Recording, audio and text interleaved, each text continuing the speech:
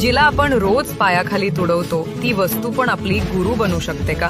तर दत्तगुरु म्हणतात, जी गोष्ट सर्वात खाली आहे तीच खऱ्या अर्थाने सर्वात श्रेष्ठ असते. गुरुदत्तांचे 24 गुरु आहेत आणि त्यातील एक म्हणजेच धरती माता. एकदा श्री दत्त हिमालयाच्या दिशेने प्रवास करत होते तेव्हा त्यांनी पाहिलं, एक शेतकरी आपल्या रानात नांगर चालवत होता. नांगराचं टोक मातीत खोलवर जात होतं. धरणी फाटत होती, पण तरीही धरती माता शांत आणि स्थिर होती. तेव्हा दत्तगुरूंनी धरतीला विचारलं, एवढं सहन करूनही तुला वेदना होत नाहीत का? धरती मातेनं शांतपणे उत्तर दिलं, सहन करणे हाच माझा धर्म आहे. मी सगळ्यांचं ओझं उचलते, कारण तेच माझं कर्तव्य आणि स्वभाव आहे. तेव्हा गुरुदेव दत्तांनी धरतीला गुरु मानलं आणि तिच्याकडून 3 अमूल्य शिकवणी घेतल्या.